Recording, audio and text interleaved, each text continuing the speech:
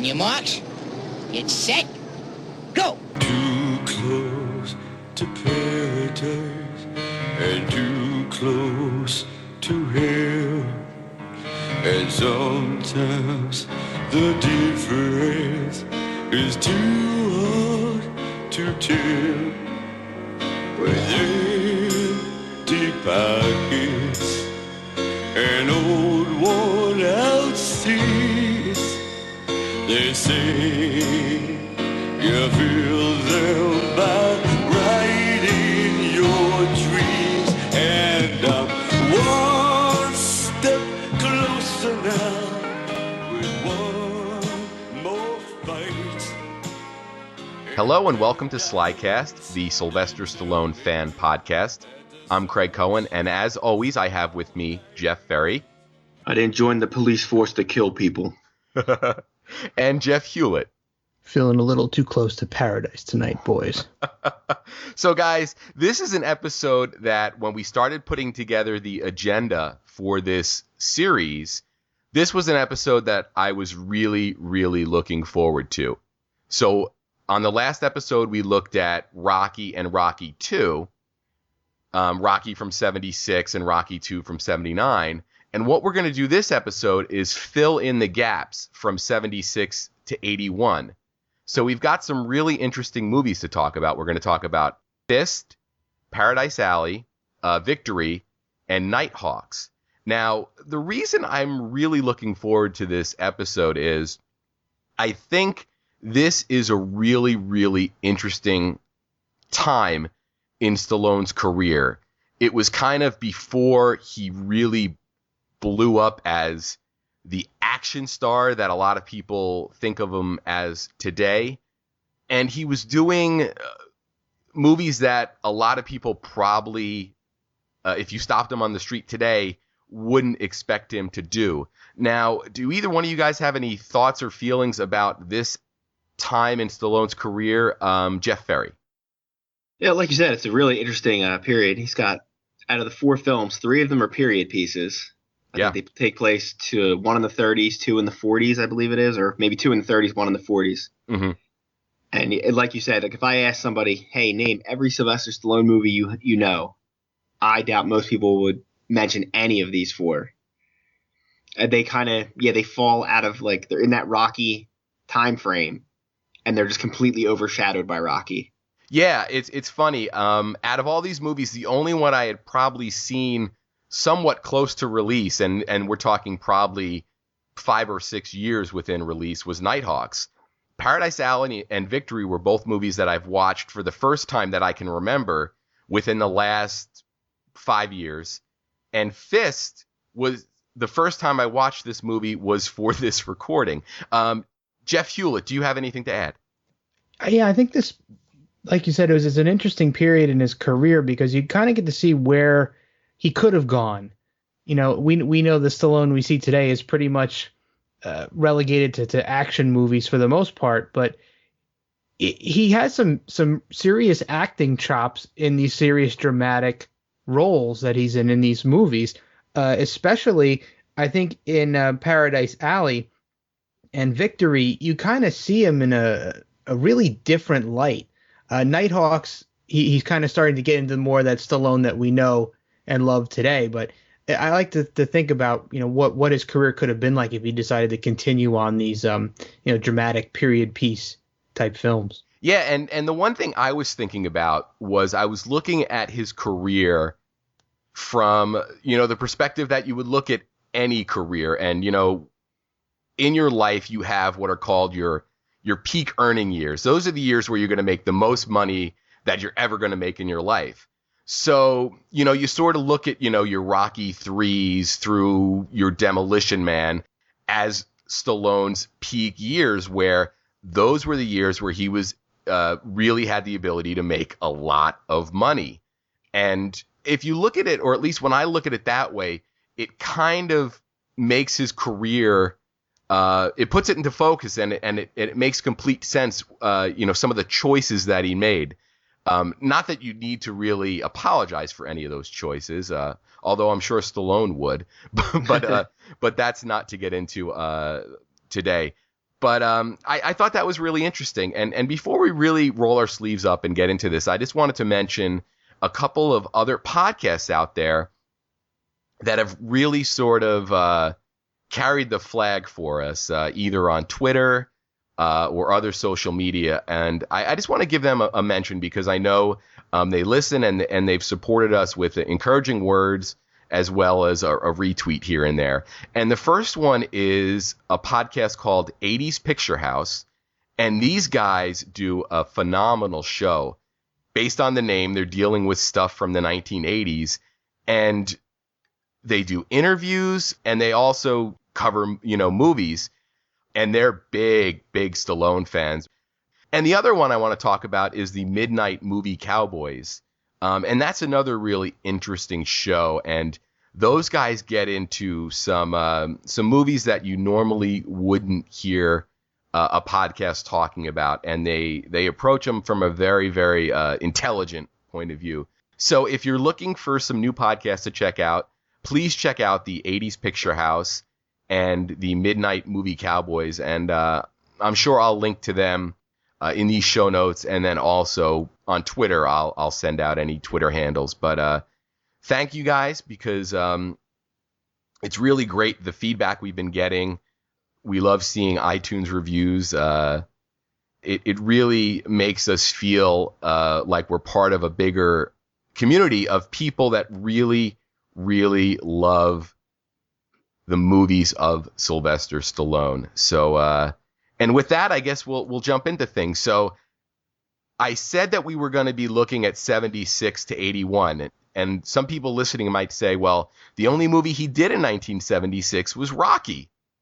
But there is an uncredited cameo in the Roger Corman production Cannonball, which was a cross-country road race movie before the Cannonball Run that we all know and love.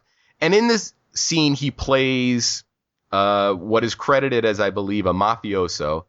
And also in the scene is Martin Scorsese. And they're talking to director Paul Bartel, who is concerned that he's put on weight.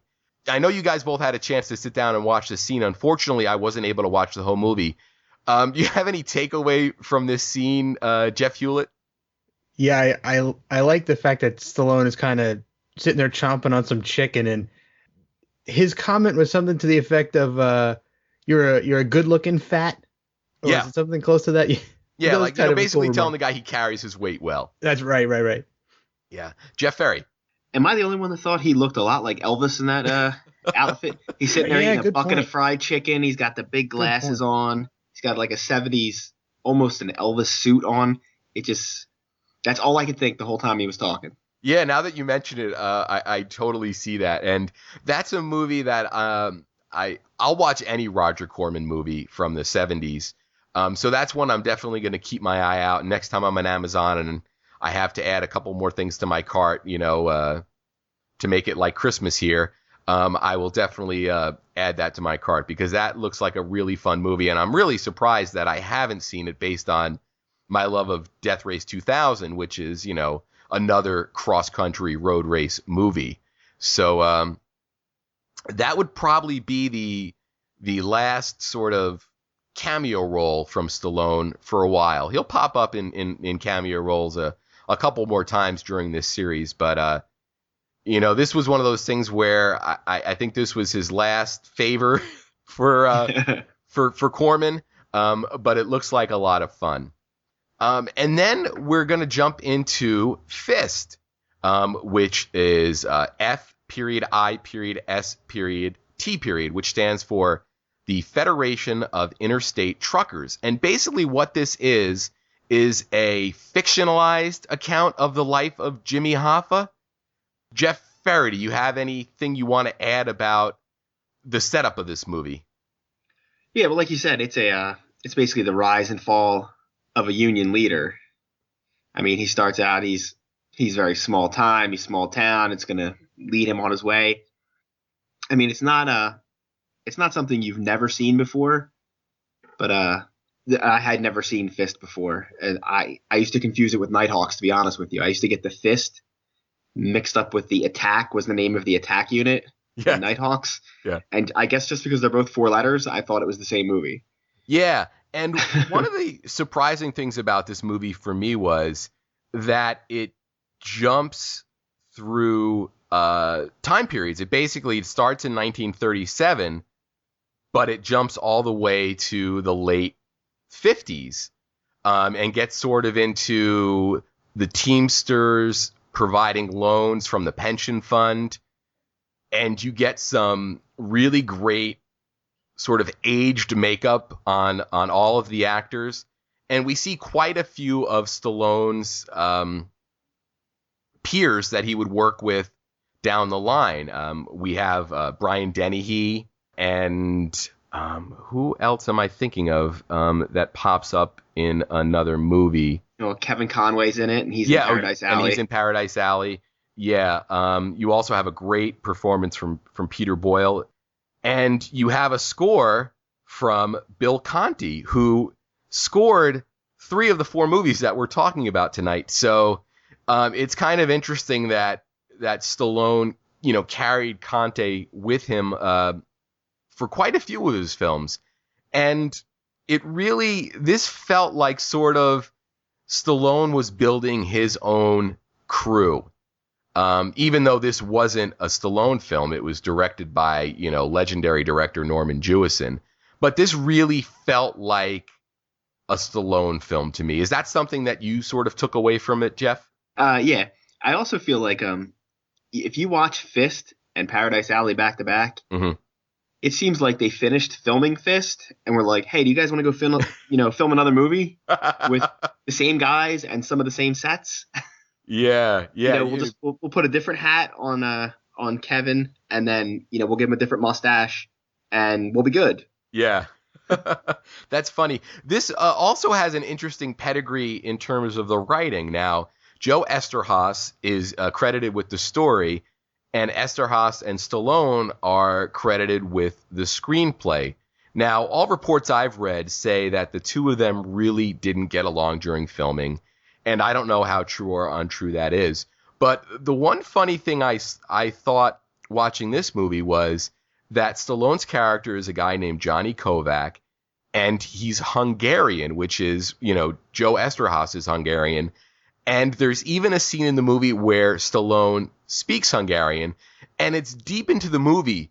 So when the guy asks him if he's Hungarian, and Stallone says, yeah, it kind of came out of left field for me, and it seemed like it was funny that they wouldn't have altered that, or if it was just like, hey, sure, Stallone can be Hungarian. And, I haven't met a lot of Hungarian people, and I guess, but it's just, Stallone's coming off of a character called the Italian Stallion. It just seemed like that would be an easy fix in the script. So that was something I sort of got a kick out of. And this is a movie that I would definitely recommend people watch if they've held off on it, or if, it's just one of those movies in Stallone's catalog that they haven't seen, because it really, it plays like one of those 70s dramas.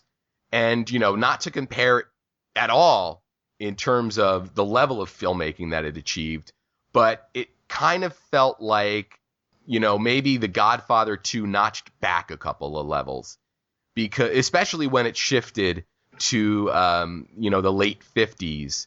Is that something that you noticed, Jeff Ferry? Oh, yeah. Especially, I was going to say the same thing. The second half of the movie is very reminiscent of Godfather 2. Yeah. It's got the Senate hearings. I mean, very similar things going on. I can't say enough that this movie is very underrated. Like, no one ever mentions it. I was pleasantly surprised when I watched it. I was like, aside from being maybe 20 minutes too long, maybe they could have spent a little time in the editing room, and a little of that, some of the old age makeup's a little dodgy towards the end. Yeah. When, you got 25-year-old guys and they're trying to make them look like they're in their 50s. Yeah. And they kind of got that red look going on. Yeah. But I mean, brilliantly acted. I really enjoyed it. I was really surprised. I thought it was going to be a tough watch, and it really wasn't. Yeah, well, it's funny. I got the disc in the mail, and I looked at the back, and I saw it was 2 hours and 25 minutes. And I sit down to watch it, and I'm like, wow, it's going to be 2 hours and 25 minutes. And, there's a point where the union's pretty much up and running. And I'm like, well, what are they going to do for the next hour and 40 minutes? And then, it shifts at whatever point it shifts. And I was like, wow, this is almost like getting a little, taking a shot of, 5-hour energy or something. It really sort of, kicks the film into high gear. And really, really, at least got me invested a lot. Now, one little bit of trivia, is if you watch those scenes in the late 50s, Stallone's Johnny Kovac is married to the mother from A Christmas Story, Melinda Dillon, but he's got 2 kids, one of whom is Anthony Kiedis from the Red Hot Chili Peppers. Wow. That's some deep trivia. Yeah, going under a different name. Cole Dammit is the name that he was credited as. I guess as a child actor, he used a different name. But and I think that was pretty much all I really wanted to hit on this movie. And I don't really want to spoil the ending for people who haven't seen it, but this is a very, very unique Stallone ending because it's the type of ending we don't normally get in a Stallone movie during his early to prime years. So with that, we're going to move on to Paradise Alley from 1978. It came out in September of that year. And we've mentioned this film already in terms of how it's a period piece and it takes place in 1946. And it's about 3 brothers, Stallone, who plays Cosmo, and then we've got Armand Assante, who plays Lenny, who we saw in a cameo appearance in The Lords of Flatbush. And then we've got Lee Canalito as Victor. And it's basically 3 brothers hustling their way through life in the 1940s Hell's Kitchen. And it's a pro wrestling movie. Jeff Hulit, what were your initial feelings of this movie the first time that you sat down to watch it? Well, the first time I sat down to watch this movie was actually to prime up for this show. I had never seen it before. So, I sat down to watch it. Fortunately, the whole movie is actually on YouTube. So if anybody out there is looking to see it, you can just search for Stallone Paradise Alley on YouTube and you can watch the whole thing. I think it's like an hour and 47 minutes or so. Yeah. And it's also on Netflix for those of you out there with Netflix accounts. So when I sat down to watch it, I think I got through like the first half hour of it, and I was thinking to myself, like, I wasn't sure where the movie was actually going. Yeah.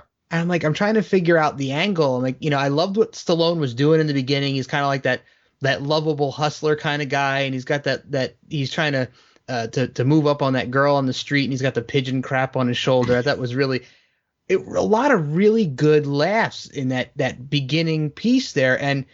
But once the movie started to kick in and you started to figure out what was really going on and the characters started to really develop, and the 2 brothers, Stallone and Asante kind of switch places in the movie, if you will. Yeah. They kind of turn into each other in a way. Yeah, we'll talk about that. Yeah, we'll talk more through it. But when I finished the movie, I remember thinking to myself, I really love this movie. I can't believe I've never seen this before.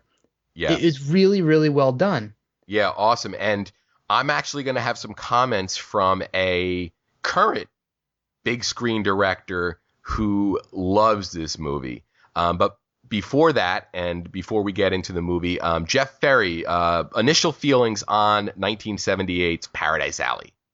So the movie begins, and we have a slow motion race over the rooftops. Yes, with Ratface. To, the vocal stylings of Sylvester Stallone. Oh, yes, Too Close to Paradise. Right there. I'm watching it at home. And I was like, the first 2 minutes of that movie, I'm like, oh, man, this could be a long 2 hours.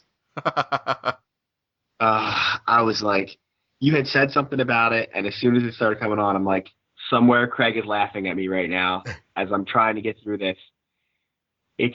I gotta say, I really dislike the first scene. I think it's a detriment to the movie because everything after that I loved. Mm-hmm. I mean, I didn't remember any of it until I won't, give away the end, but the big ending scene, the big 10 minutes at the end, was familiar to me. I must have seen it at some point in VHS and not realized what it was. Yeah. But yeah, I mean, I really enjoyed it. I mean, he's This is a more of the Stallone. Yeah, this is like the Stallone wise guy, wise cracking, smart mouth, funny guy type thing. Yeah, and it's funny you mentioned that your solid memories of it were the last 10 minutes, and I'd imagine any kid watching this in the 80s on VHS or on HBO or whatever, that would be the portion of the movie that they responded to.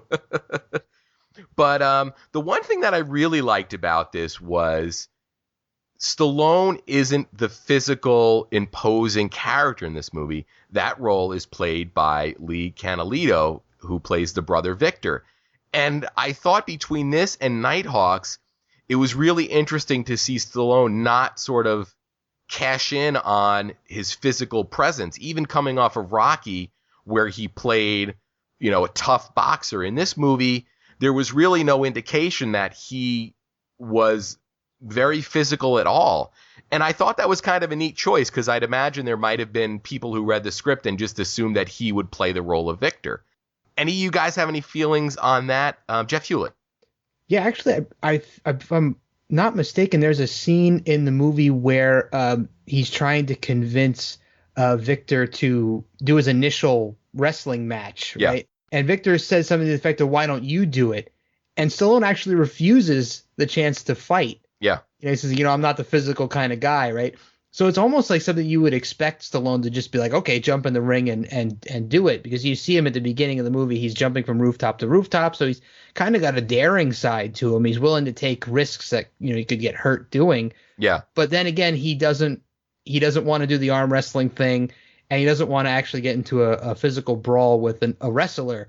So it just seemed kind of like what you wouldn't expect from him. Mm-hmm. Jeff Ferry.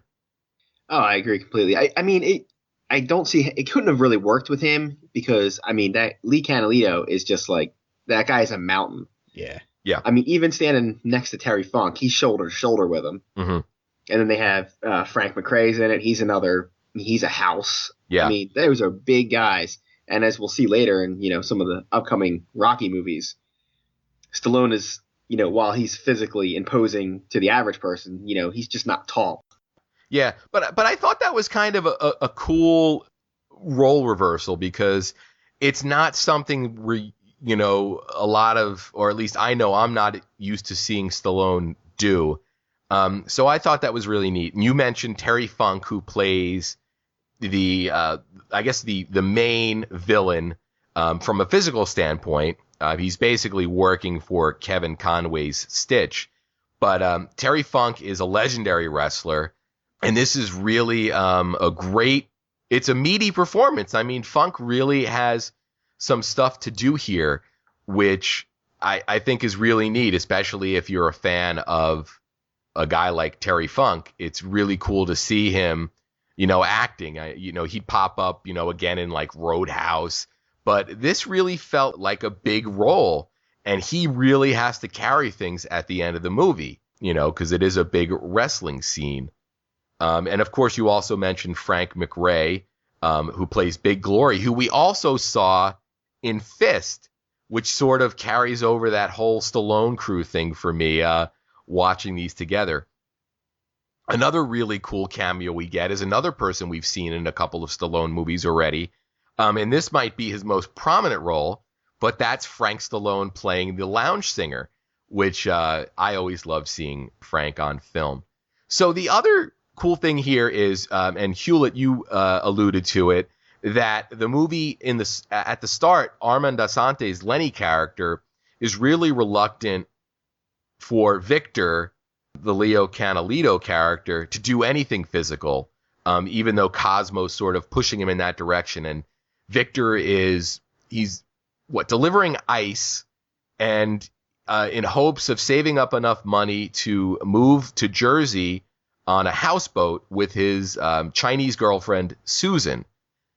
And Stallone's Cosmo, being the hustler that he is always looking for a way to make easy money.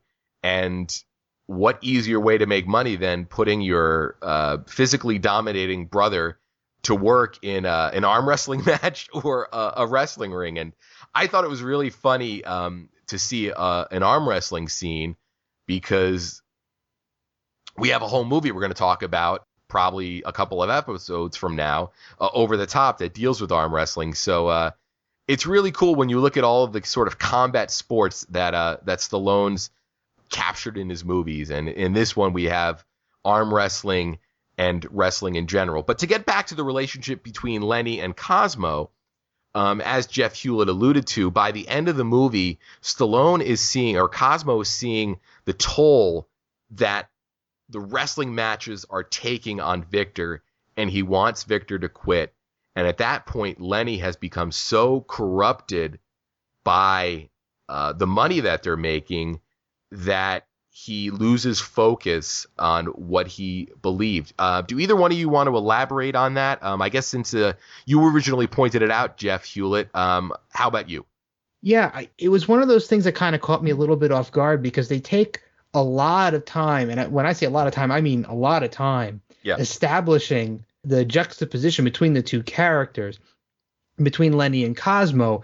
And the first half hour, 40 minutes of the movie almost are the two of them kind of almost like in this tug of war over being really protective over Victor and the other wanting to kind of exploit him. I mean, you mentioned the arm wrestling scene, and the arm wrestling scene pretty much is nothing more than Cosmo, Stallone's character, wanting to use his brother to get a hold of an organ grinder's monkey so that he can make money on the street, right? Yeah. So he bets $100 that he doesn't have against this organ grinder's monkey that these mafioso guys or these sharks have gotten, and he doesn't have the money and he's kind of just assuming his brother's going to win, and you get that funny scene later with him on the street with the monkey. But yeah, when they switched roles at the end, I think both of them really did a good job of, you felt like Stallone grew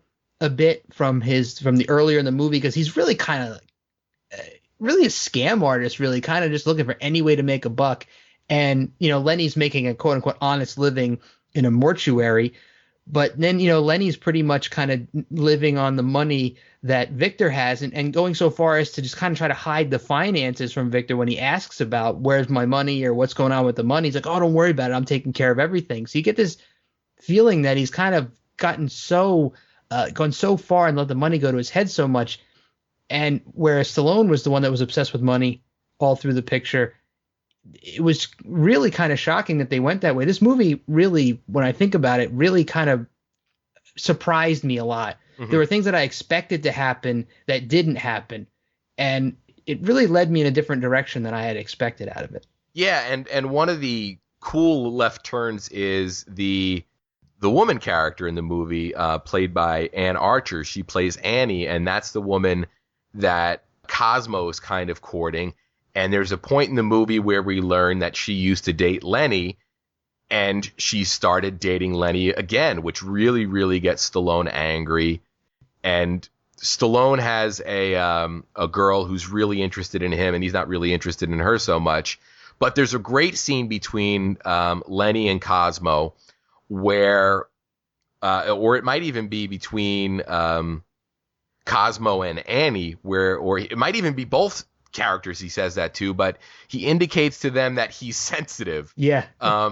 Which I think is really a good indication of that character's true nature, and the fact that Cosmo might have been putting up an incredible smokescreen to hide, what a sensitive person he was. Jeff Ferry, any thoughts or feelings to add? Well, yeah, they go out of their way to say that Lenny suffered some sort of injury in the war. Mm-hmm. And that seems to have really warped him. He must have some sort of, he's got a physical injury, and looks like he's got some sort of, PTSD type thing going on. Sure. I'm wondering if prior to that, if he was the alpha brother of this group. Oh, yeah. He was the one that was in charge. So when he falls to the wayside, he's not with Annie anymore, and he's just kind of traipsing through life, not doing much. Cosmo's like put out front and center because obviously Victor's not going to do it. He's just, he's like a sweet, sensitive giant, and he's not going to do anything. And I don't think Cosmo he's never really ready for that. He's a wisecracking hustler type, but he's not meant to be the leader of that. So when he's telling people I'm sensitive, he's serious and he's insecure. Mm-hmm. That's what his whole front's about. He can put on a front to, all the clowns at the bar, literally a clown at the one bar, and but not to his brothers, to the girl, hey, listen, I'm sensitive. He's got to let them know I'm sensitive.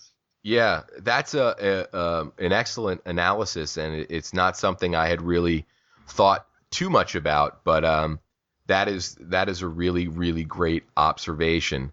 So we've got some really interesting characters in this movie. We've already talked about Kevin Conway and Terry Funk, and you mentioned the clown, Jeff Ferry, and that is played by Joe Spinell, who we've seen before and we will see later, but a lot of people know him as the loan shark that Rocky works for in Rocky, and I guess Rocky 2, they're friends at that point. Yes. Yeah. And I'll tell you, I didn't really remember Spinell being in this movie because when I had watched Paradise Alley a couple years ago for the first time, I hadn't seen Rocky in probably quite a few years, and I just didn't make that connection. Also considering that he was in clown makeup most of this movie. But that's one of the really great things that I've sort of loved about doing these Stallone deep dives, where, for this episode we had 4 movies to prep for, and, I watched them all in very, very close proximity to each other because I wanted to be, sort of fresh on them for this episode. So you notice things like that. Not to say that you wouldn't notice it, but it really sort of brings to the surface that there were guys that either went out to a lot of the same casting calls, or were guys that Stallone really, really liked working with. And this was a movie that Stallone wrote and directed. So it seems like he had a lot of input into, the behind the scenes going on in this movie. So it is kind of neat. And like I sort of mentioned during F.I.S.T, it's really cool to see these faces that you're going to see in other movies. And you've also got Tom Waits, who plays Mumbles, the singer Tom Waits, who will not appear in another Stallone movie, sadly. But Mumbles was like a piano player who sort of does like this. Only way I can explain it is he's got like this Heath Ledger Joker thing going on with the way he talks. Did either one of you guys pick that up? I mean, he definitely earned his name because he was talking and I'm like, what are you talking about? I don't know what's going on. Yeah. So one of the things that I really liked about this movie is the fact that it took place in the late 40s and was filmed in the late 70s, was their approach to professional wrestling. And I'm not going to sort of assume what Stallone knew about the business at that time, but there was a period within our lifetime where professional wrestling was looked at as a legitimate competitive sport. And you guys both know that I'm a big wrestling fan. I do a wrestling podcast with Guy Hutchinson called Camel Clutch Cinema, where we talk about movies that have wrestlers in them or have plots involving wrestling. So, I don't say that with any kind of malice, but, wrestling has now changed to what is, what they're calling sports entertainment, where these athletes are taking legitimate risks with their bodies, but we all sort of know and accept that the outcomes are predetermined, and you're watching it more like you'd watch a TV show or a movies. So the interesting thing about watching this movie was, obviously in the 1940s, a lot of people watching wrestling assumed that what they were watching was real. And that's the version of professional wrestling that this movie puts forward. So basically the idea for this, to get Lenny into the ring, occurs when Cosmo and Lenny sort of work their way into this speakeasy joint. What do they go to the door and they say that Mario sent them because friend of Mario's. Yeah. Everybody knows somebody Mario. Exactly. And they see Frank McRae's Big Glory. He's basically taking on any comers. If you can stay in the ring with him, you'll get $100. Yep. So that's where Cosmo gets the great idea to get Victor involved.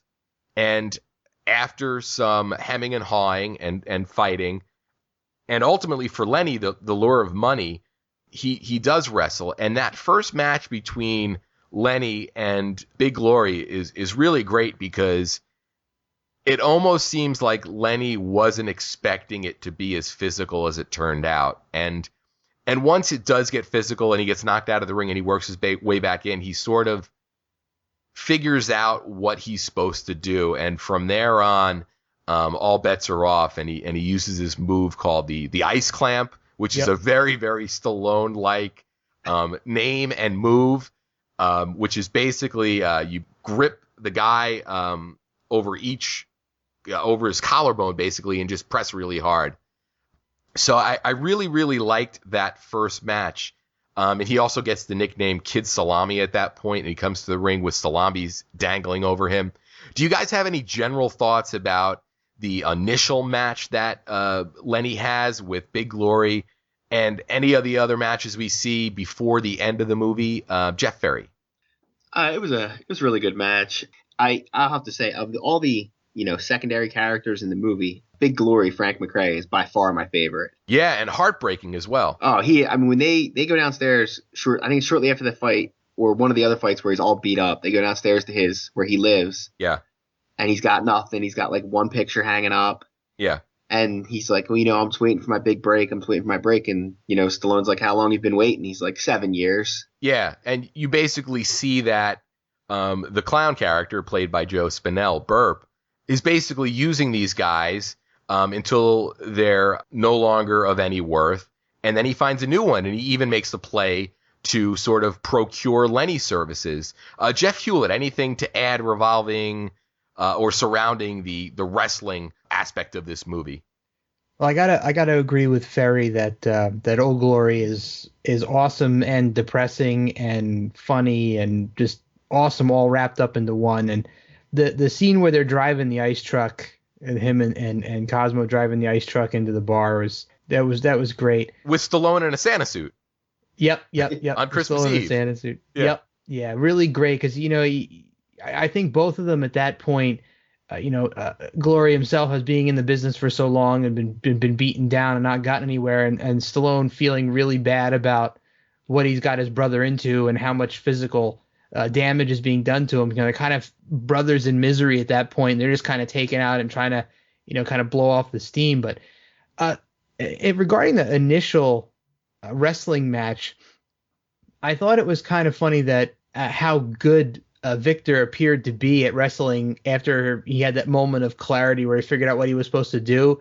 And all of a sudden he knows how to do, different moves, and he kind of learns really quickly, how to handle himself in the ring. So he's, throwing people into turnbuckles and bouncing off the ropes and, headbutting or shoulder pressing into Glory's stomach. And I thought it was pretty cool to see how fast he developed. I had to kind of suspend my disbelief a little bit in the fact that he could do so much so quickly, but I kind of thought it was neat the way they kind of developed it as almost a natural talent for him. Yeah. And I think that sort of really lends itself to how people perceived wrestling in the late 70s and, of course, in the 1940s, where, nowadays, we know that people go to schools to learn how to wrestle, or right. People come from an amateur wrestling background. But yeah, it was kind of neat to just see him sort of, pick it up, maybe based on the matches that he had watched. But it's there is a lot of wrestling in this movie. If you're a fan of wrestling movies, this is one I would definitely recommend. And I guess now we should sort of talk a little bit about Frank McRae's Big Glory character, because he is really the aspect of this movie that takes it away from being a straight comedy. Is that fair to say? Yeah, I think so. Yeah. And basically, Big Glory, on Christmas Eve, he's hanging out with Cosmo, and they're both incredibly drunk, and he decides to end it. And Stallone's reaction to Big Glory in that scene is really, really great, because his character's drunk, but it's kind of amazing to watch the character sober up really, really quickly when Big Glory starts to do, some really, really damaging things to himself. Do you guys have any sort of thoughts about Frank McRae's performance or Stallone's performance in this Christmas Eve scene? Jeff Ferry. Well, like you said, I mean, it goes from being probably the most fun of the entire movie. They're on the town, they're crashing into things, they got the Santa suit, and then they hit the bridge, and you can't tell at first that Big Glory he's in serious mode now. Yeah. And he's talking about like, oh, it's never going to happen for me, this and that. And then, like you said, you see Stallone go from like, he's all happy and they're goofing around to being like, well, no, you don't have to do this. You don't have to do this. But it's such a weird scene because I guess I don't really want to give away exactly what happens. Yeah. But like the funniest laugh in the entire movie happens shortly after that, where like something you think one thing's going to happen and then the opposite happens. Yeah. And I mean, I was watching the movie by myself and I was cracking up laughing out loud. Yeah. At a scene where you really shouldn't be, but I was rolling laughing. Yeah. Because both those guys played it so well. They had me so sucked into it. Then when something else happened, it was hilarious. Yeah. It's funny. Frank McRae was one of those actors that I knew through his James Bond connection. I knew him really from one of the Timothy Dalton movies, License to Kill. So going back and seeing him in this movie was and F.I.S.T, which he had a much smaller role, was really, really neat. Jeff Hulit, anything to add regarding the Christmas Eve sequence or Frank McRae or Stallone's acting in that sequence? I think Jeff Ferry summed it up pretty well, so I won't rehash what he already said. But I think if you look at this particular scene, with them driving around and having a good time, and then, it quickly turns very, very serious. I think it illustrates kind of a theme that goes on through the entire movie where you have these pieces of the film that are really funny and you get these really genuine. I had a lot of really genuine laughs watching a lot of this movie, and then you'd have these really serious scenes, and they're almost two different extremes, but they seem to just flow together really well. And I think that sequence between the two of them, I think illustrates that concept really well. It's probably the best flow of comedy into the serious and then out of it again that you have throughout the entire film. Yeah. So I think since we're talking about acting in this movie, let's talk about Lenny a little bit, Victor, played by Lee Canalito, a little bit.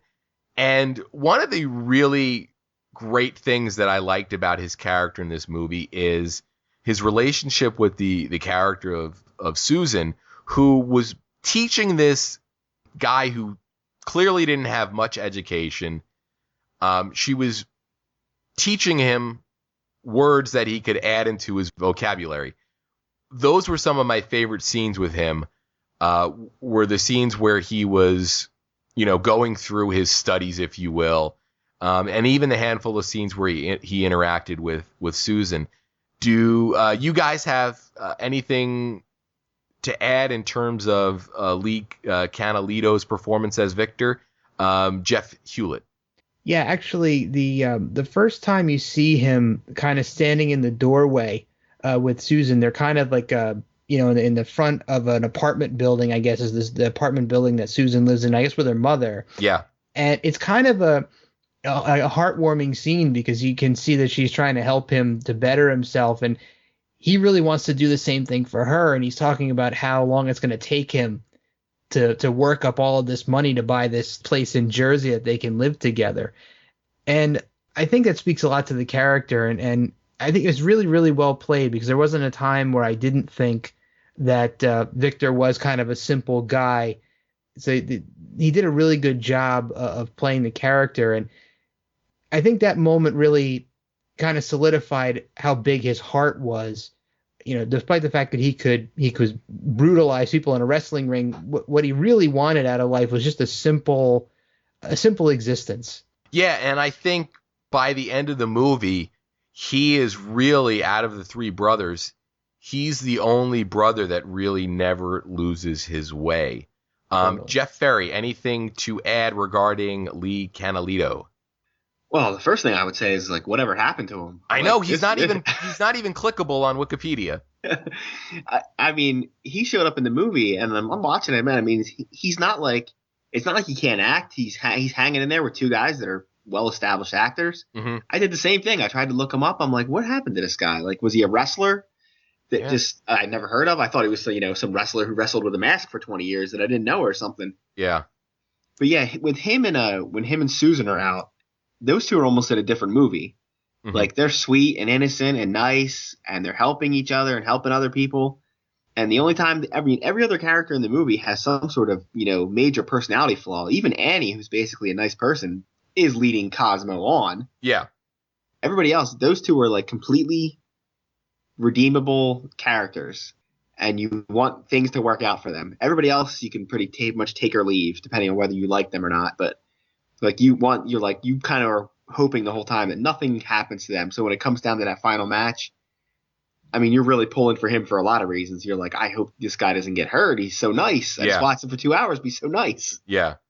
And there's another really great scene between Cosmo and Victor where Cosmo sort of expresses his doubts that Victor will ever get out of Hell's Kitchen. And to paraphrase, he says to him, those things just don't happen for people like us. It seemed like there was a lot of honesty in that scene. And it's funny because parts of this movie were apparently based on Stallone's childhood, and Stallone did make it. So it's kind of interesting to think at the time that he wrote this, that might have been something that sort of was sitting in the back of his head, was this idea that, some dreams are just always going to be dreams. And Stallone's dream came true. So I thought that was kind of a neat scene to watch outside of the vacuum of the movie, if you will. Do either one of you guys have a, feeling about that encounter between Victor and Cosmo? Jeff Ferry. I mean, it like ties the movie together of like, you really feel for like he's really laying it out there. He's like, listen, no matter what we do, no matter how much hustling I do, this is where we're going to be. Yeah. This is our lot in life. This is where we're going to be. We're never going to, the most we could ever hope for is we got a couple more dollars in our pockets. Right. That's the way he looks at it. The most he can aspire to is to basically be Stitch, be the local tough guy, the local guy that has a little bit of money. Yeah. And if everything goes badly for you, you're big glory. You have nothing. You're working for the clown. Yeah. Yeah. Jeff Hulit. Yeah, I think it was a juxtaposition of a dire outlook of one character, and kind of is resigning himself and his family and his friends to being stuck where they are and being essentially helpless because they're kind of slaves to money, and they really don't have any way to make any significant money to get out of the situation that they're in, against a simpler guy who's living kind of on his hopes. He's kind of working a manual labor job, hauling ice around up these long flights of stairs. I mean, it's pretty backbreaking work, but he feels like he's working towards a goal, and he's not letting the negativity of his surroundings rob him of his dreams. He's kind of holding on to it. So you have these two guys, one that's resigned to not having any dreams and just saying, forget about it, we're stuck here. And his brother, who is really working towards something, even though it seems like it's not anywhere near attainable. Because you see that in the scene between him and Susan in the doorway, and he's says that to work for whatever, another 18 years or whatever it was, or 10 years to make up enough money or save enough money, but he's still doing it. So I think that just really illustrated the two extremes in attitudes. Excellent. And that takes us to the final match of the movie, which in I don't want to say typical Stallone fashion, but in a very Stallone-like scenario and a very cinematic scenario, the arena that they're fighting in, or the bar room, the back room they're fighting in, has an exposed roof and it's pouring rain out. So Victor and Terry Funk's character are wrestling in a ring that is covered in water, and it adds a great visual element to the scene. And it's a really long match, considering that it almost feels like it's devoted as much time as, the matches in Rocky or Rocky 2. Overall, what was your takeaway from this final match in Paradise Alley, Jeff Ferry?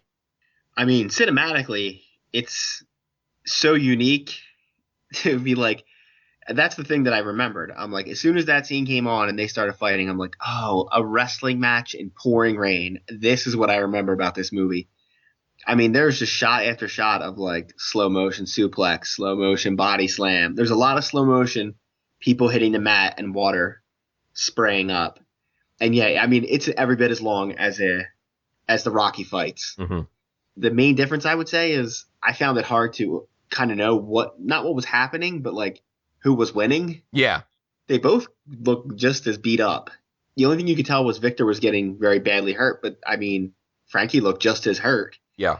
Like I sometimes didn't know who was winning. Like in a Rocky fight, you kind of always know. Someone's always kind of letting you know what's happening. This guy's winning. This guy's not. I mean, you kind of were just waiting for somebody to die. Like yeah. One of these two guys is going to die in the ring. Well, what do they go? They go 22 rounds. Oh yeah. Yeah. Yeah. It is literally longer than your average WWE matches. Oh yeah, by stretches. Jeff Hulit. Yeah, just to build on what Jeff Ferry was saying, I was really impressed with the choreography of that sequence. I thought the way they'd done a lot of the moves was very well executed. Because I used to be a big wrestling fan myself. Many years ago, back in the WCW days, I'd gone to many shows and I'd watched all the shows on TV and the pay-per-view. So I have watched my fair share. And looking at that scene, I recognized a lot of the things that I had seen in more modern wrestling executed pretty well. And with the enhancement of the added water splashing around it, it kind of made the fight look a little more dynamic. Oh, totally. If you will. Yeah. And I think both of the actors really did a great job in the ring, even though, Terry Funk is a wrestler. But, I thought for a non-wrestler, I thought Victor really sold it. Yeah. Sold it pretty well. Yeah. And one thing that did confuse me, though, at the end of the match, like they declare one winner, and then all of a sudden there's a different winner. Yeah, it has this really weird finish, which I guess for wrestling we've come to expect. But Frankie gets disqualified, but then the match continues. Mm-hmm. Jeff Ferry, any way to clarify this for us? The only way I can clarify it is if you're a wrestling fan, you're not thrown off because this is the kind of stuff that actually happens. Yeah. Yeah, it was the same thing. Like, yeah, they say it's disqualified, and then there's the run-in by the manager who says, if you do that, we're going to kill you or whatever. And then, oh, no, never mind. He's not disqualified. Everything's fine. Just keep fighting. We're good. Yeah, I think it was sort of Stallone's way of saying, hey, I'm going to give you the Rocky and the Rocky 2 ending in the same movie. Pretty much. But, that match was really great, and Terry Funk choreographed it. So, a guy with his kind of ring mind, it's not a surprise that he turned in such a great performance. Now, before I get to our mystery filmmaker's opinion of this movie and some words from Stallone, do you guys have any final thoughts regarding Paradise Alley? Jeff Ferry. Again, I'll just say it was a very good movie. I mean, if you can make it through the first minute and a half of Stallone singing, you're good. Because after that, it's an excellent film. Jeff Hulit.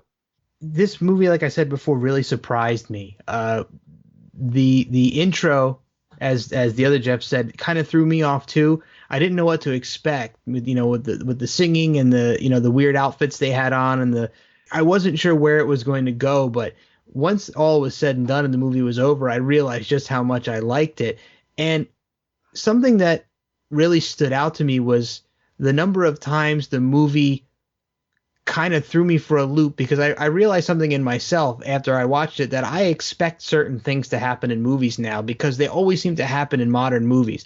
For example, after Victor wins the arm wrestling match, right, you see a scene outside where he's sitting on a brownstone set of steps, and the goon squad kind of comes up to him and you say, oh, we got some business to talk about with you. And I am fully expecting them to either beat him within an inch of his life or kill him and have Stallone have to come out and take revenge, right? I was fully expecting that to happen. That's not what happens.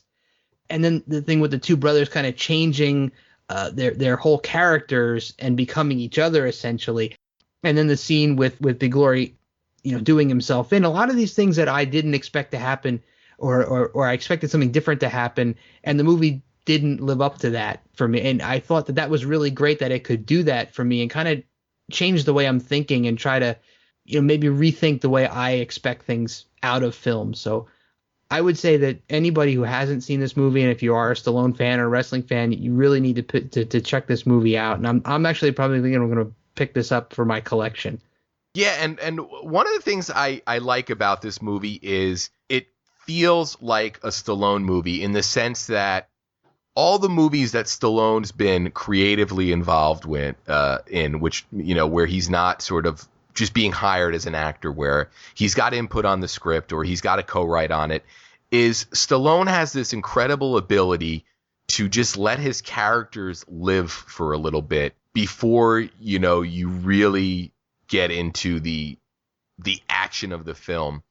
And I'm not sure if that's a product of the way they made films, prior to, let's say, the 1980s. But whatever it is, I really, really love the way that Stallone constructs his stories because they're very, very character-driven. And you have the opportunity to see the characters live and breathe before, things really get going. And, nowadays you might not see that as much because audiences don't, or Hollywood doesn't think that audiences have attention spans for it. But it is really something cool to see in Paradise Alley and in Stallone written movies overall. So yeah, this is a movie that I'm very, very fond of. And I remember after watching it for the first time, I was like, I'm so glad that this is a movie that I found, but also that it's a movie that I'm able to appreciate more now than I probably would have been had I seen it a few years earlier. Watching it after a lot of other Stallone movies have happened, it's kind of like opening a cool little time capsule. Another person who really, really loves this movie is director Rob Zombie. And he did an interview with a magazine or a website called The Dissolve, where they ask people about movies that other people seem to hate. And I'm going to read a little bit of Rob's comments regarding this. And he says, actually, I don't know if everyone hates this movie. I remember the reviews were terrible, and most people I know haven't seen it and don't talk about it. But what the hell do I know?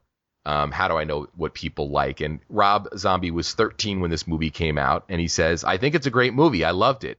I went to see it when it came out after Rocky came out. I was a big fan like the rest of the world. And he followed up Rocky with F.I.S.T, which was a pretty good film too. But it didn't really deliver on the Rocky promise. And then Paradise Alley. I think that it just got nailed by everybody and it was a disaster. But it's a great film. It's a really cool film. And it's actually gotten better, I think, over the years. It's got a great cast. It's got a great vibe. There's a lot of good character actors in it. He goes on to say, I think maybe I loved it because it was kind of Rocky-ish in a way. His character was a little bit like Rocky Balboa, even though he didn't do any of the fighting. It was his brother, Kid Salami, who does the wrestling in the movie. But going back and watching it again, there are so many great people in it, like Terry Funk and Tom Waits and Armand DeSante and Kevin Conway and Joe Spinell. There are so many great character actors in the movie. It still holds up. And it has that look of movies that died after the 70s. Nothing looked like that again. And even for Stallone, his career changed so much after that he never really did stuff like that again. So I will link to that interview in the show notes. It's a pretty interesting interview to read and sort of get Rob Zombie's perspective on growing up a film fan in the 1970s. Now, I also have a 1980 interview that Stallone did with Roger Ebert just prior to Nighthawks coming out and while he was still filming Victory. And the article basically starts the portion related to Paradise Alley. Roger Ebert writes, Stallone blames himself for part of Paradise Alley's poor reception. And Stallone says, I'll never forgive myself for the way I allowed myself to be manipulated during the editing of that film. There were a lot of scenes in there to give atmosphere and character, and they wanted them out just to speed things along. They removed 40 scenes altogether. I put 10 of them back in for the version shown on TV. For example, the whole sequence of the soldier without legs sitting on a bar eating peanuts. So that's pretty amazing to see Stallone in 1980 talking about his feelings on that movie while they were still pretty fresh. And the idea of 40 additional scenes to flesh out the characters in that movie really makes me wish that there was incentive for somebody, preferably Stallone, to go back and put together his ultimate director's cut. But I doubt we'll ever see that. So those are some cool little comments related to that movie. And I also have a more recent Paradise Alley thought from Stallone from An Evening with Stallone, which took place over in the UK back in January. And he talks about the opening weekend, and he says, "Okay, I walk into the theater to see Paradise Alley, and there are two people and one's asleep. Two people, opening week. It really was a humbling experience. You can't go back when it's done. I loved Paradise Alley. I really did." So it's kind of cool to look at his thoughts from 1980 and then from 2014 and see how they sort of mesh together.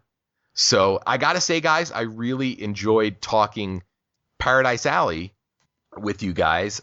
I think it's a great movie, and one that I think people should definitely give a look if they haven't already.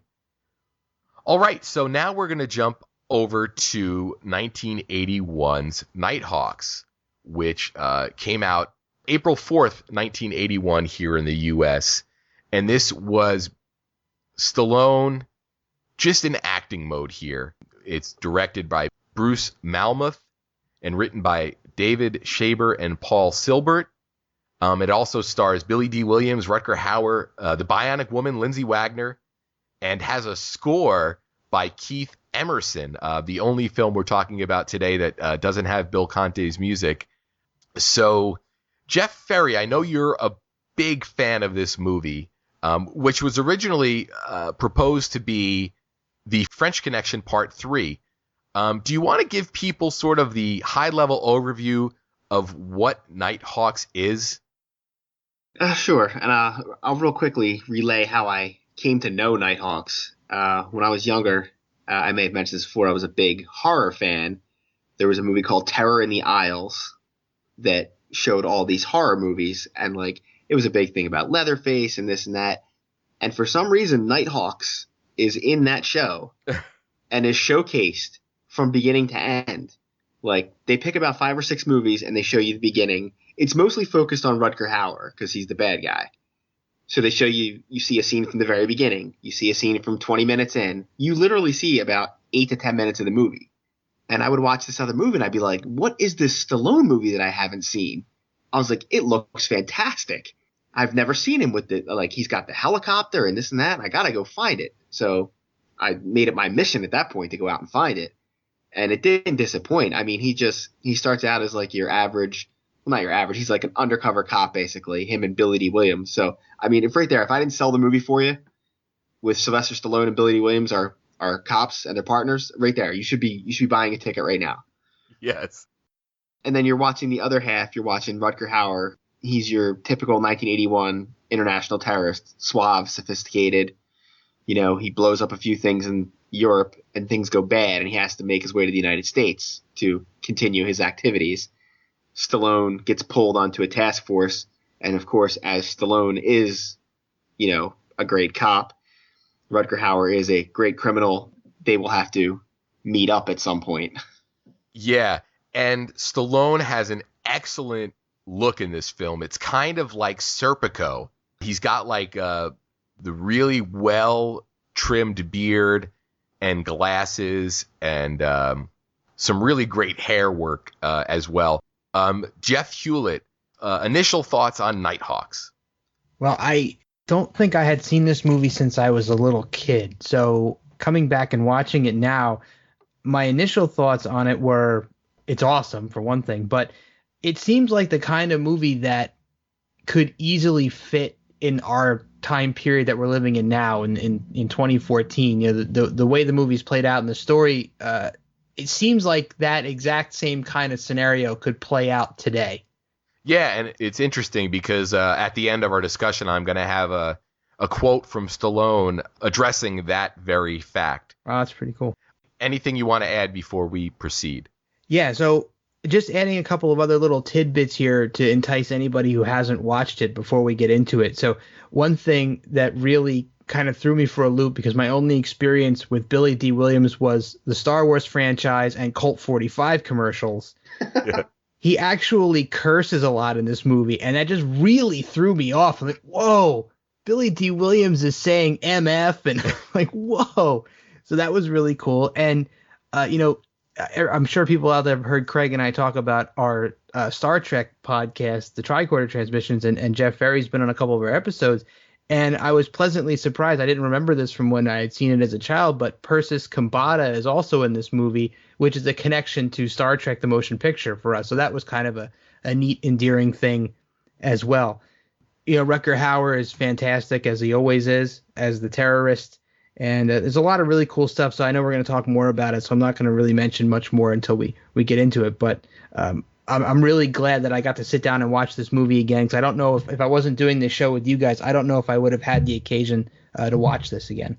Yeah, and I got to say it was really interesting, the lengths I had to go through to watch this movie. And I won't get into too much detail, but a few weeks out, I looked on Netflix and Amazon Prime, and neither one of those services had the movie, but it was available for rental for $2.99 through Amazon. And I was like, okay, the week before we record, I'll sit down and rent it and watch it.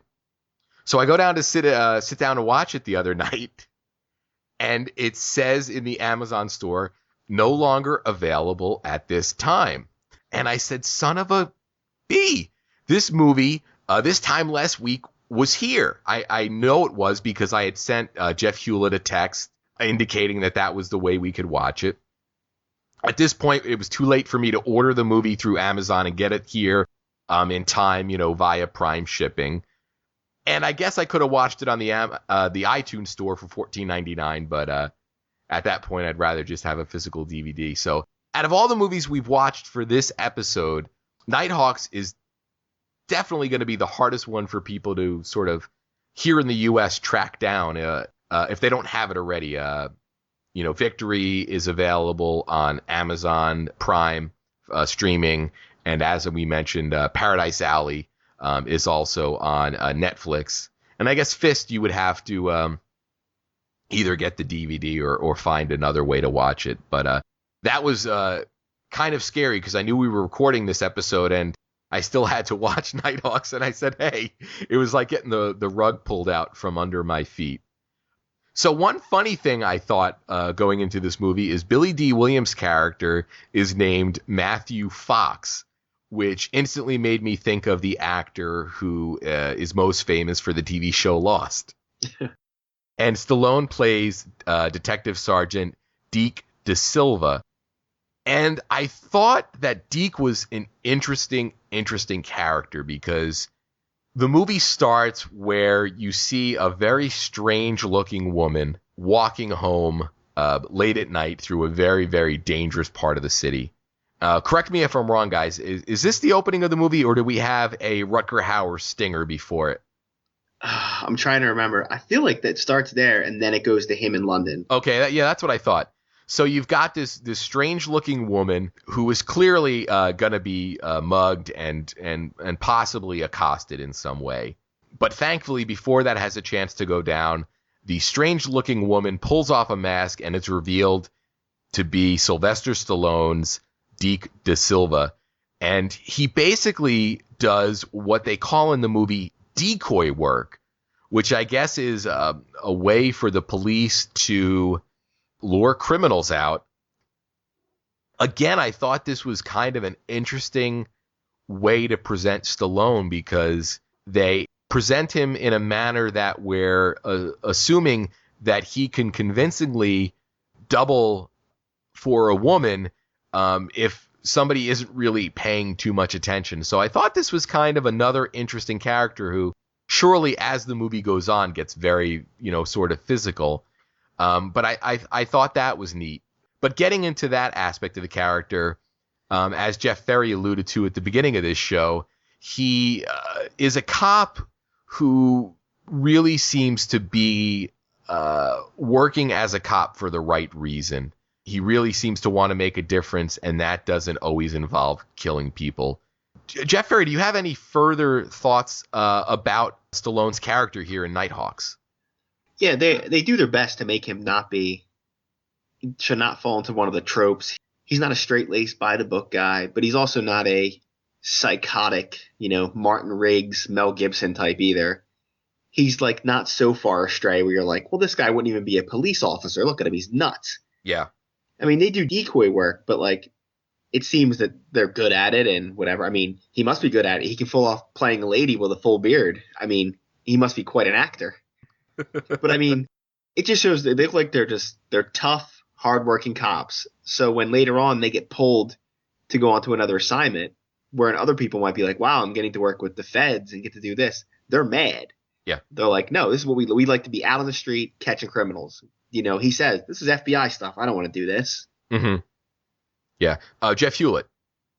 I think Jeff nailed it pretty well. I think you see, I like the interplay when they're in that initial FBI briefing, and it's kind of going on a long time, and Sly's character kind of pushes back against the FBI case leader there, and they kind of have a back and forth where he gets his buttons pushed really bad, and he doesn't want to kill people, and then I believe the head of the case kind of pries into his past and so talks about his wife having left him, and he walks out. He's like, you know what, F this, I'm out of here, I quit.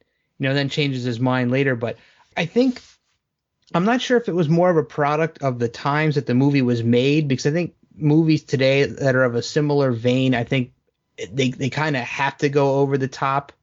No pun intended with the other Sly movie there.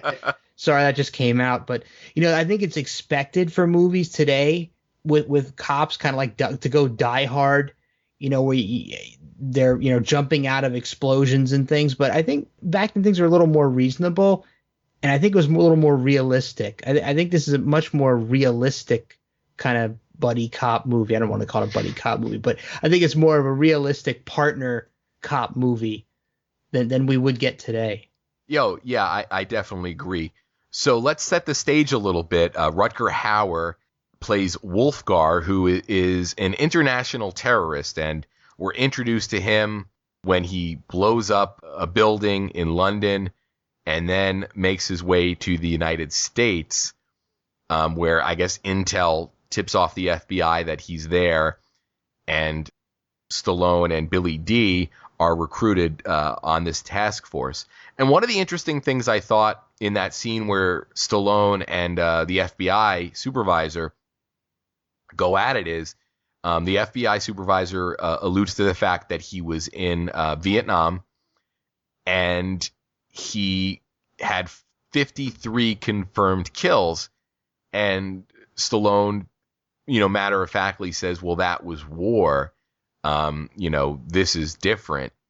And Billy Dee, after he quits, makes a really strong argument where he says, hey, he almost takes like the Spock approach where the needs of the many outweigh the needs of the few or the one, where he says we have an opportunity to stop potentially the loss of hundreds, thousands of lives by killing this guy. It's definitely something that we should do. I think the most interesting character in this movie is the Deke Da Silva character, because you get sort of the character who he has the biggest arc in the movie, in the sense that he goes from a very passive stance to a very, very aggressive stance. And that's really the most interesting thing in this movie for me, aside from the excellent Keith Emerson score. But, this is really one of those movies where you're seeing Stallone, quote unquote, acting. Anything to add in regards to Stallone's performance or anybody else's performance in this movie, Jeff Ferry? Well, I mean, everybody's excellent. And I mean, Rutger Hauer helps to make this movie because he is an absolutely credible threat from the second he shows up. Yeah.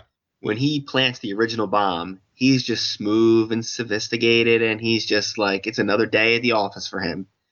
And like, he makes it very clear from the very beginning. He's like, he'll just kill anybody in his way, but he's not in that he's not unbelievably cool. He's not Dr. Lecter cool. Yeah. Because he makes mistakes. Uh-huh. He does make mistakes. He's like human. But he also has no regard for anybody's life except his own. Yeah, and that's the really shocking thing at the beginning of the movie when you see him interacting with the sales girl in the building that he actually blows up. And then that's basically where you get the idea that, wow, this guy really has no remorse, and he's interacting with somebody that he knows will be dead 2 minutes from then. It was really kind of a shocking sequence for me, and I've always been a fan of Rutger Hauer, and I can only imagine in the early 80s, I was too young to really appreciate these movies at the time, but seeing a movie like this and Blade Runner a year later, I can imagine people sort of being blown away by the work that Rutger Hauer was doing. Jeff Hulit, anything to add overall in regards to the overall performances in this film? Yeah, one thing that stuck out to me out of all the Rutger Hauer sequences, since we're kind of on that topic at this point, there was a part where he was, I guess he's kind of at a party, right? And this is kind of early on in the movie, and I guess you find out that he's sort of working with a movement. And, one of these guys comes in to talk to him about what he's just recently done with his bombing and says, listen, man, you're hurting the movement. You killed, was it 4 kids with that blast? And Rutger Hauer is like, he really doesn't even care. He has no remorse at all. It kind of reminded me a bit of, how they did the Joker in the Dark Knight. Not as outrageous, but, they kind of set this dog loose to do all these dirty deeds, and now he's kind of going too far, and they kind of can't stop him, right? Because he's doing what he wants to do. He's like, well, I have to do these extreme things to get the message across, and he's kind of going rogue, more rogue than they wanted him to go. So I think that really set the stage for all of the other things that he does throughout the rest of the film. But that particular sequence really stood out to me as an outstanding illustration of his character. And there are smaller bits where you get some really great insight into, Stallone's character, which we just, talked about how he had that kind of interplay with the FBI supervisor. And you got a little more about Billy D. Williams all throughout the movie. But I think as far as depth for me, I thought Hauer's character, Wolfgar, was maybe the best character in the movie overall. Yeah, I mean, a lot of times the villain is the character a lot of people respond to because they're the villain. A lot of people watch Star Wars and they're not drawn to Luke Skywalker, they're drawn to Darth Vader. So that's definitely the case in this movie. And another sequence that really sort of illustrated how devious this guy was is his MO was to arrive in a city and basically find a woman he could attach himself to that would ultimately really be his patsy. Is that fair to say, Jeff Ferry? It seemed like he just needed a place to hang, kind of where his hangout was going to be, as opposed to renting an apartment. Yeah. He would just find a woman and shack up with her. Yeah. Mm-hmm. And you had alluded to mistakes that he made, and possibly one of the biggest mistakes he makes is the woman that he shacked up with, who is a stewardess. She's getting ready for work one morning, and in the closet in her apartment, she discovers his case full of weapons, and Wolfgar discovers her, and I guess without really thinking through or feeling that he had no other avenue to go down, he kills her. But it doesn't seem like he stages it in any kind of way to indicate that it was anything more. He doesn't stage it to look like a break-in or a robbery. And that's one of the things that sort of leads the police to believe that Wolfgar is operating in the city. Is that a fair assessment, guys? Jeff Ferry? Yes, and if you remember, the other mistake that he makes is that one guy, I think, from the movement shows up to confront him, the one you're talking about, that says, you killed all these kids, blah, blah, blah. Yeah. He thinks the guy's going for a gun or he's going to do something, so he kills that guy, too. They're at a party, he just kills the guy in the hallway. Yeah, so he's leaving a trail of bodies behind. And the stewardess murder, we get an appearance, one of several scenes in this movie where he appears, but we get our old friend, Joe Spinell plays Lieutenant Munafo. And I got to tell you, I love Joe Spinell. I'd imagine that when SlyCast starts to wind down after we've looked at the career of Sylvester Stallone, I really think that Spinell cast is the road I want to go down. Any thoughts or feelings on Joe Spinell in this movie, guys? Jeff Hulit. I don't feel as strongly about it as you do, but I would definitely be on board for Spinell cast if you were to try to spin that up. Jeff Ferry. I mean, if you're gonna cast like, hey, we need a lieutenant in the New York City Police Department. I mean, he just looks and acts. I mean, the whole time he interacts with Stallone, you can't tell if they're best friends, bitter enemies, if they're arguing, are they talking? Because all they do is yell at each other the whole movie. I mean, they could be best friends for 20 years or hate each other's guts, and you'd never know. Yeah. Because that's just the way they interact all the time. Yeah. That's really some great interaction there. Now, one character we haven't really talked too much about, except for his, I guess, his love of profanity, is Matthew Fox, played by Billy D. Williams. And he has a pretty substantial role in this film in that he's really the catalyst for how this movie really ends up. There's a sequence where Fox and De Silva are touring local discotheques and clubs in Manhattan in the hopes of finding people who might have seen the girl who was murdered by Wolfgar. And at the same time, they're looking on a lark, hopefully, to possibly find Wolfgar. And lo and behold, they're in one of the nightclubs, and Stallone looks across the room and sees Rutger Hauer's Wolfgar. And you got a really interesting sequence where Wolfgar sees De Silva. De Silva makes Wolfgar. And you have this moment where you're not exactly sure what's going to happen. And then Wolfgar pulls out a gun and opens fire in this New York City nightclub, which leads to a foot chase that ends up in the subway. And you've got Wolfgar taking a hostage where he puts a knife to a woman's throat. And there's a really tense sequence where Fox and De Silva are both looking for Wolfgar after he's ended up down in the subway. And once they finally spot him, a train's approaching, and Fox is yelling at De Silva to take a shot. And De Silva rightfully says, I don't have a clear shot. I don't have a clear shot. And Wolfgar is able to get on the train and escape. And then eventually he slices Fox's face with a knife, I guess, after De Silva and Fox catch up to him.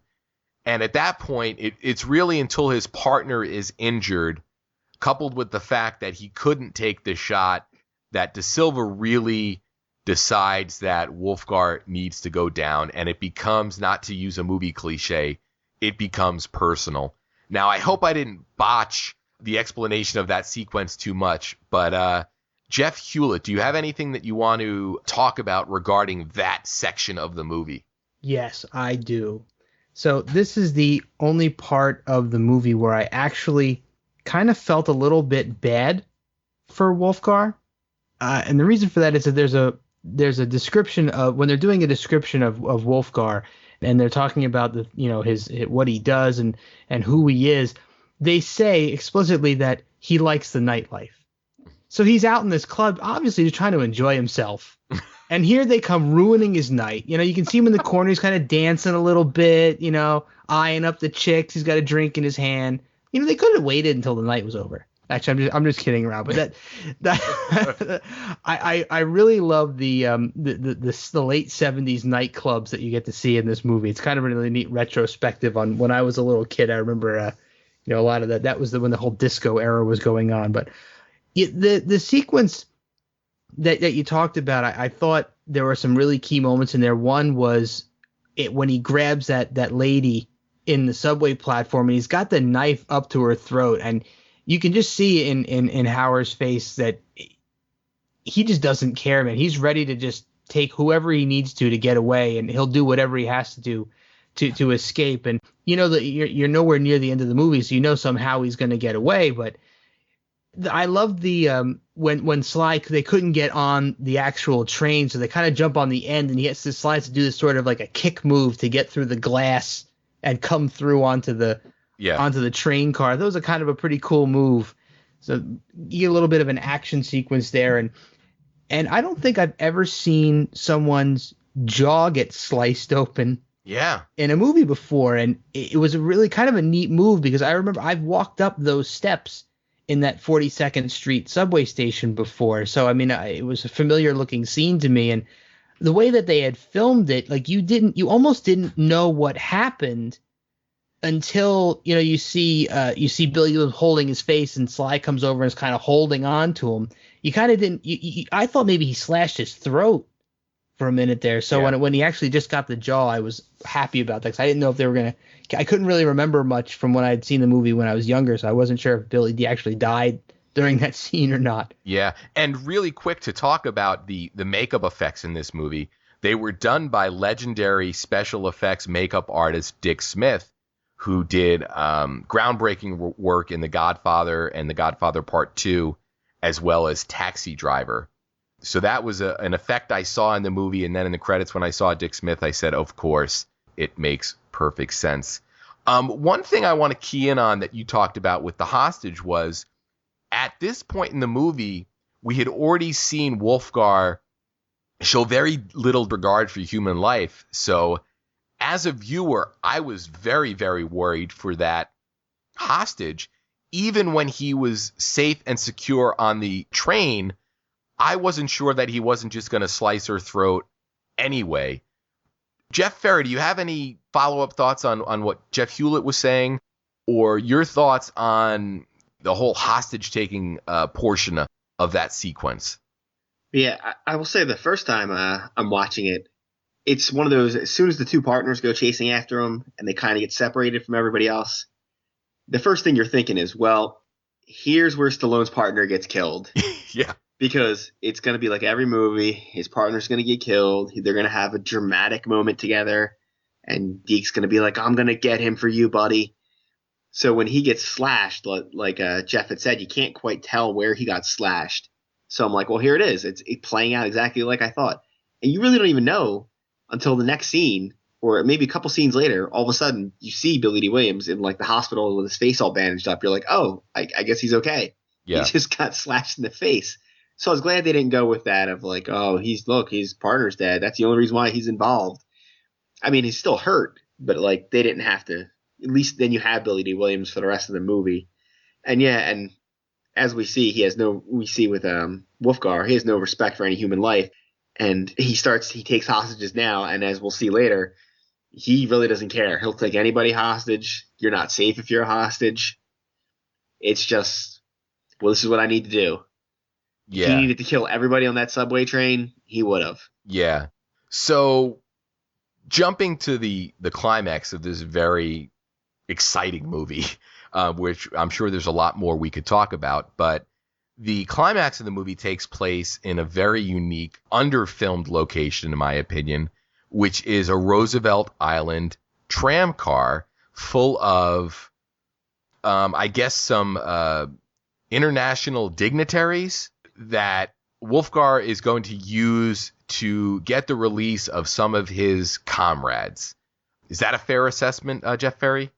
Yeah, they were at the United Nations. They kind of stage something at the United Nations to get the United Nations evacuated, and then they take one of the Roosevelt cars.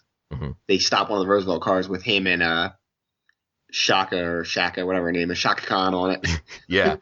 And this is a really, really great climax.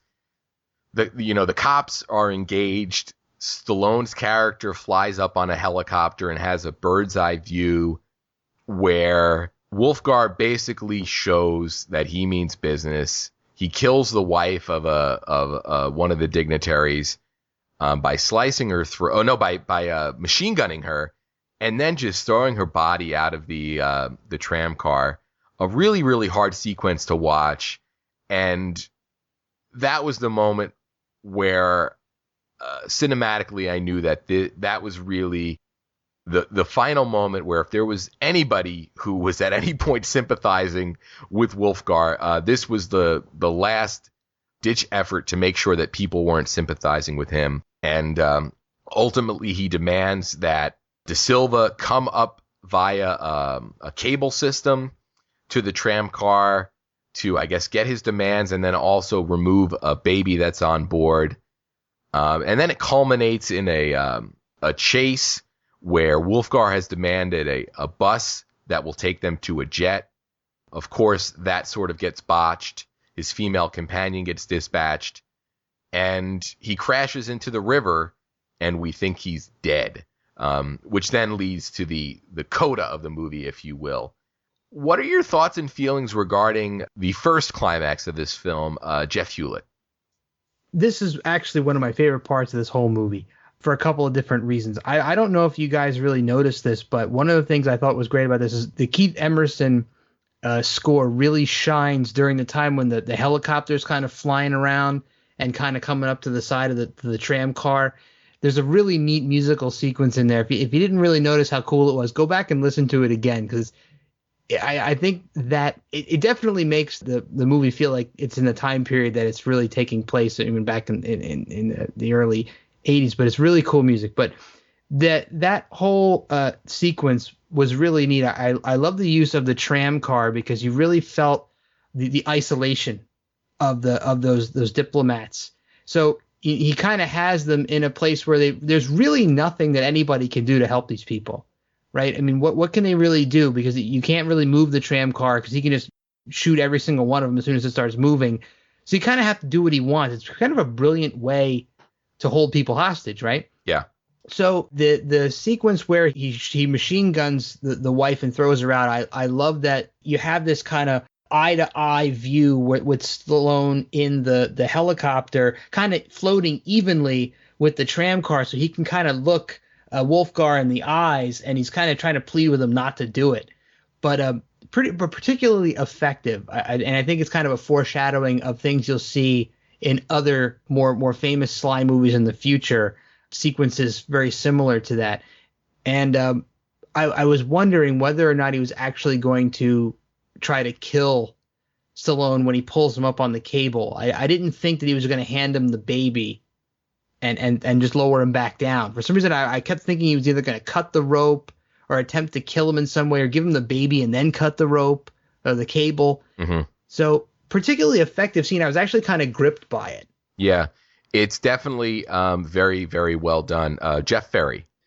I agree. The scene on the cable in the car is fantastic. Like when he, he's pleading with him at first not to shoot the guy's wife, and he shoots her. And he says, "This one's for you, De Silva," and shoots her right in front of him while he's watching. And then when he pulls him up, he basically asks him, like, "Why'd you kill the woman?" And he just says, "I wanted to." And that's it. That's all he needed. He's like, "I wanted to." I had the same feeling as Jeff Hulit. When that baby's on there, I mean, the amount of like trepidation you have, because he's touching it's like a newborn, like maybe 6 months old. Mm-hmm. He's touching the baby's head and stuff, rubbing it, and like. You've already seen him kill a bunch of people for no reason. He blew up a thing where he was you're like, nothing good can come. Like, so even when he calls Stallone up there, I was thinking the same thing. Is he going to wait for Stallone to get up there and then just toss the baby down? Is he going to cut the rope with Stallone on it? So now basically Stallone feels like he killed this baby. Yeah. I mean, none of that would have been out of the ordinary. Yeah. But I think he used the baby as a way to, like, he wanted to see De Silva face to face. I think he has every intention of some point he's going to kill De Silva, but he just that's his moment to let him know, I beat you. Yeah. Like, I'm beating you right now. Yeah. Yeah, definitely. And ultimately Wolfgar does not beat De Silva, and we get probably the most Hollywood portion of this movie, where we get a callback ultimately to the beginning of the movie, where we get some decoy work. So through some sequence of events, De Silva tries to call Lindsay Wagner, who is somebody he's involved with. And I'll reference a quote from Stallone later where he talks about some of the sacrifices that were made in this movie, and it seems like her character was shortchanged a little bit. But he gets information that Wolfgar is going to target. Now that Wolfgar hasn't been able to accomplish his primary goal, he is going to make De Silva pay by killing the woman that he loves. So we get this sequence where Wolfgar goes to her apartment. He breaks in. She just got home from work. She's doing dishes. She's getting dinner ready. We get a moment where Wolfgar comes up to her, and sure enough, she turns around, and it is De Silva in decoy mode. And I did say this was a Hollywood sequence, and the only thing that would have made this a more Hollywood sequence was if Billy D. Williams was there to say, De Silva, don't do it, man. He's not worth it. Which we don't get here. We actually get De Silva taking out Wolfgar. He shoots him a couple times, and Wolfgar doesn't seem to want to die, and he keeps charging with his knife. But when you look past the logic of the fact that they pretty much could have sprang on Wolfgar as soon as he came to the apartment, it makes for an effective scene as you're watching it. But it was the only portion of this movie that really felt Hollywood to me, which was kind of interesting. Either one of you guys want to pipe in on the ending of this movie? Jeff Hulit.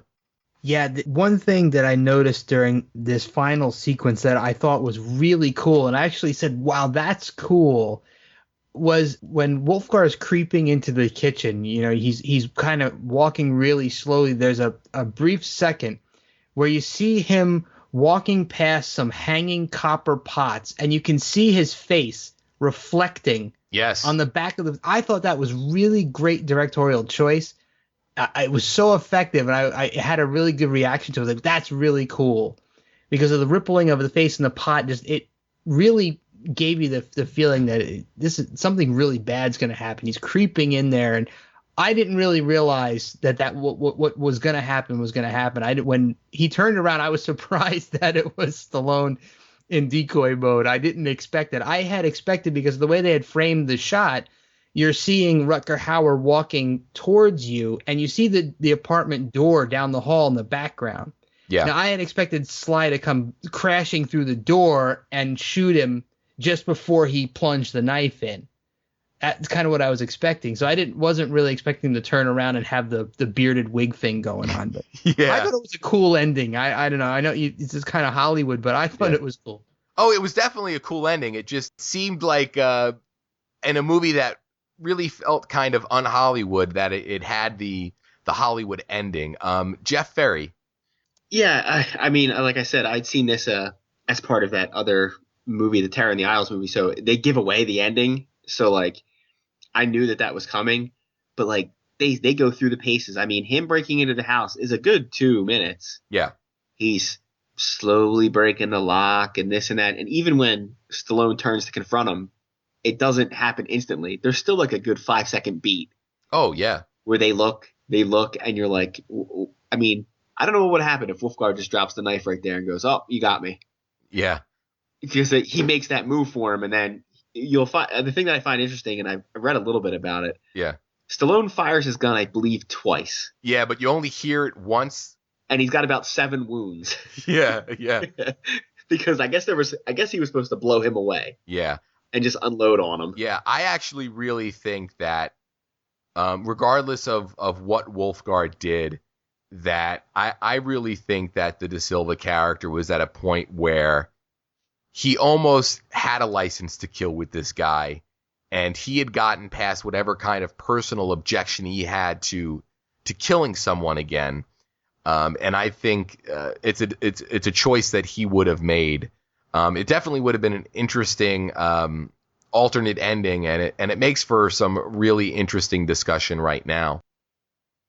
So that really brings us to the end of Nighthawks, which is another really unique entry into Stallone's, film career.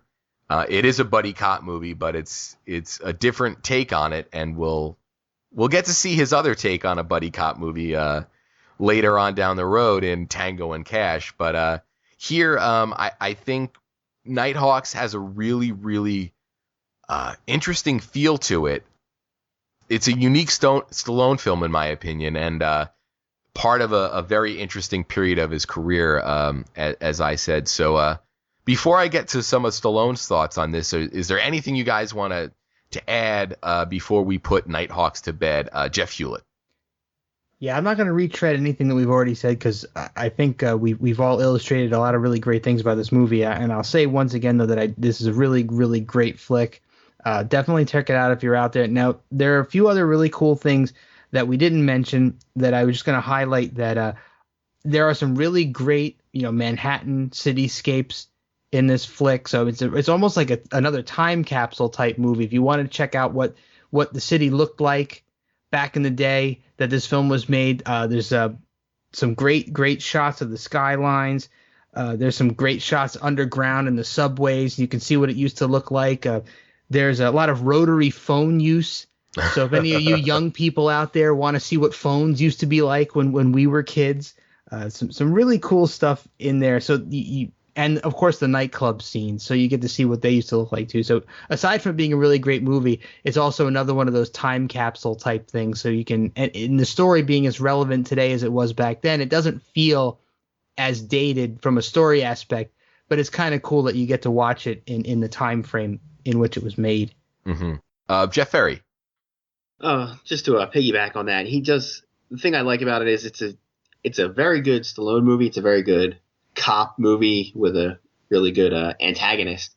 The thing that I really enjoy about it is it never gets to like the Die Hard level craziness. Mm-hmm. Nothing that happens, I would say, is impossible.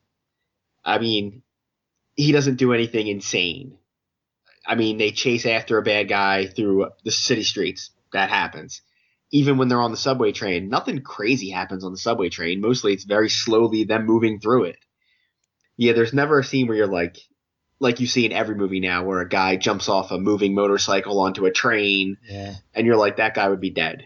Like, really good point. That would never. He doesn't jump off a bridge 100 feet into the water, and get away. I mean, he crashes into the water, but even that, like the fact that they even thought he was dead, I'm like, why? He just had a slight accident into the water. Yeah, he could very easily have walked away from that. Yeah, this definitely felt like it could have been the French Connection Part 3. So I really, really enjoyed this discussion of Nighthawks. And before we wrap it up, I'm going to go to a quote from Sylvester Stallone back in 2006 on Ain't It Cool News. He did a Q&A session, which was really neat. People submitted questions, and he answered them. And somebody asked him about Nighthawks. And he said, Nighthawks was a very difficult film to make, namely because no one believed that urban terrorism would ever happen in New York, thus felt the story was far-fetched. Nighthawks was even a better film before the studio lost faith in it and cut it to pieces.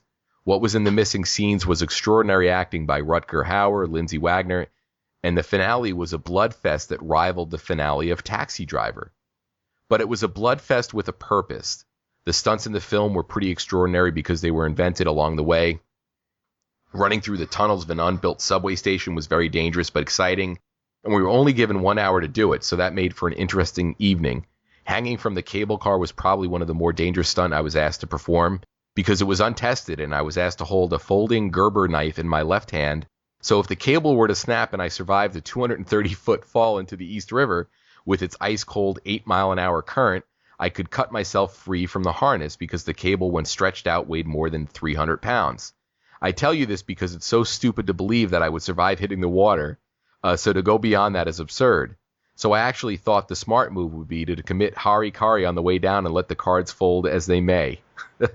P.S. Several years later, this cable did snap while testing it on a 100-pound bag of sand. So again, we get some comments from Stallone indicating that there is a beefier version of Nighthawks out there.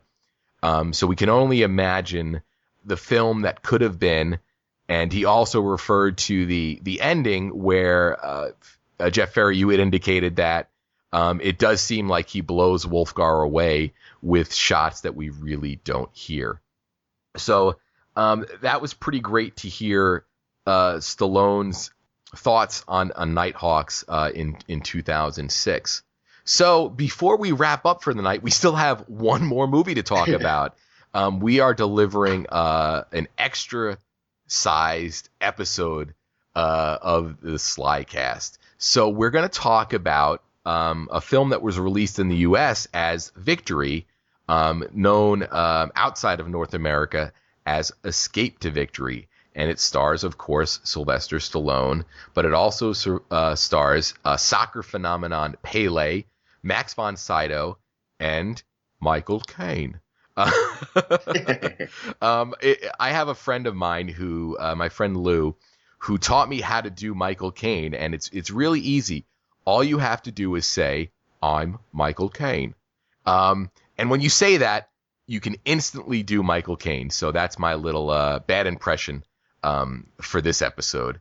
So to give a high-level view of Victory, it came out in 1981, July 30th, and it's about a group of Allied prisoners of war who are in a German prison camp during World War II, and they ultimately play a game of soccer against a German team. It was directed by a legendary director, John Huston. So this is another sort of Stallone as an actor-only performance, but we do get Bill Conti back for the music. Jeff Hulit, initial thoughts on Victory. This is another one of those movies where the opening sequence is actually quite different than what the movie turns out to be.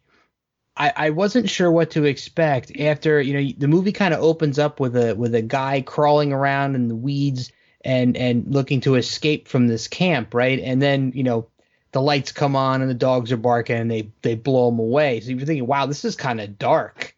So I didn't know what to expect. And the movie doesn't actually turn out to be that way for the most part. There are some tough sequences, but for the most part, it doesn't seem to be as dark and violent as the introduction was. But initially, I won't say this was out of all the movies we talked about tonight. This may not be. This is probably my least favorite of them all. Mm-hmm. But overall, I think it's a good movie from beginning to end. From a Sly standpoint, he's got a lot of really great scenes in it. Did you guys happen to notice that he got top billing in the credits? Yeah. At the beginning over Michael Caine, which is ridiculous because Michael Caine is the star of this movie. Yeah, really. Yeah, and Stallone was rumored to be paid at the time $1.8 million, which was a lot of money. So I guess when you pay somebody that much money, you're going to give them top billing. Jeff Ferry, initial thoughts on Victory. Well, of the four movies we watched, this is the only one I had no recollection of at all. I didn't even know what it was about. And I looked at the cover that they have online. It is horrendous. Wait. It's Stallone and Michael Caine and Pele sort of arms. Making a V. Well, I didn't know that until I read it. I'm like, really? They're making a V? It looks like three guys in ugly red shirts with their hands in the air. Yeah, standing very close together. So I'm like, what is this movie about? I was like, is this like another movie? Is this like another strike movie? Is this like Fist 2? Like, I don't understand what this is. And then I saw an international poster, and it has like Nazis and stuff in the background. I'm like, well, that would have made a lot more sense. Mm-hmm. Like, to maybe have an idea what it's about. And it just says like, it has a very vague like tagline, like victory. We've got to get victory or something. It doesn't tell you like that it's during World War II, that they're POWs, there's going to be a soccer game. It doesn't tell you anything. I was pleasantly surprised by this movie. The same thing. Of the four movies, I won't say that it's maybe not my least favorite, or of the four, it's the only one that's not, to me, it's not completely original. Mm-hmm. You've seen this movie. Yeah. It's a sports feel-good movie. They just sprinkled in some Nazis. Yeah. That's definitely a fair assessment. And one of the interesting things about this movie is the physical transformation that Stallone would go through for this movie. He talked in that same Roger Ebert interview from 1980 about the shape he got in for that movie, where basically Ebert says to get in shape for the role, he had to get out of shape. From Rocky's muscular build, Stallone has slimmed down to 160 pounds, more appropriate for a POW. Stallone says, my waist is down from 33 to 29 inches. I run every morning. I'm trying to look a little gaunt. I thought Rocky was tough, but I've never trained so hard. I thought soccer was a sissy sport until they kicked the ball into my stomach and I crossed the border into Austria with hematobus on both hips. So interesting little story from Stallone there about trimming down to play a prisoner of war who was also athletic in a different way than Rocky was. So I don't want to get too sort of caught up in the minutia of this movie. I think we dug deep into some of the other movies, and very much like F.I.S.T, we'll sort of give this a high-level discussion. Are there any sequences for either one of you guys that really stand out?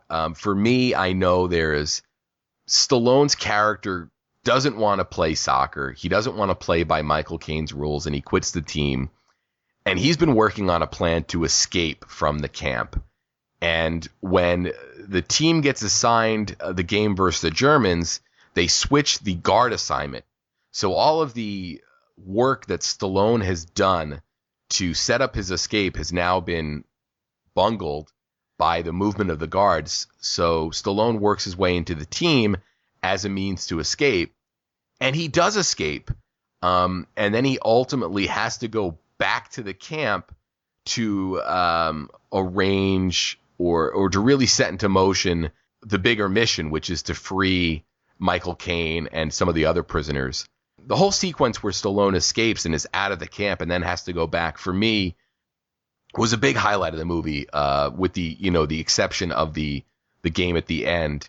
Jeff Hulit, sequences in this film that you think sort of stand out for you, or sequences that you think define the movie for you? I was actually going to hit that same sequence that you mentioned. I had it written down in some notes to talk about that. I was kind of shocked when they were making him go back. I was like, wow, he's kind of living this kind of a nice life now. He's with these, I guess he was in France, right? Mm-hmm. He escaped to Paris and he was living with this movement, and he seemed to be doing pretty well. And they kind of convince him that he has to go back. But another sequence that I kind of thought was in the same vein was near the end of the movie, actually, when the team itself has a chance to escape. And Michael Caine kind of convinces them to go on with the soccer game. Yeah, this is excellent. In the locker room at halftime, they have dug a hole in their locker room to an underground tunnel that they can escape. And at this point in the game, they're down 4-0. Mm-hmm. And one of the guys says to Michael Caine, and these were all professional soccer players or football players in this movie. They basically say, "I really think we can win." And yeah, that is a great moment, because eventually the whole team gets on board, and then Stallone wants to go, and Michael Caine says, "Well, if you go, they'll know that you've escaped, and you'll put us all in jeopardy." So yeah, that is a great scene that I had sort of forgotten to point out. Anything else you wanted to hit on before we move over to Jeff Ferry? Yeah, I remember when I was young. I remember Pele was this big phenomenon. Oh yeah, and everybody made a big deal about his patented special move. Yeah. And I guess they just had to include it in the movie, so I was kind of waiting for it to happen the whole time. So like, Pele's in this movie. He doesn't have a heck of a lot of lines, but he's got to do his famous cartwheel kick thing. And sure enough, they make you wait till almost all the way at the end for that payoff. Yeah, and it's funny because Pele gets benched. The German team's playing a little hard, and the refs are letting it go. And Pele gets roughed up to the point where he can't play. And then towards the end of the game, Pele says, "Put me in," and scores a very, very important goal. So yeah, Pele gets to Pele it up in this movie. Jeff Ferry, any highlights from this movie from your perspective? Well, point out a couple of things. One, I did read that Pele's the one that he choreographed all the soccer scenes. Oh, excellent. So I guess apparently there was a couple. Most of the guys were professional soccer players, and I guess they all had their own special moves.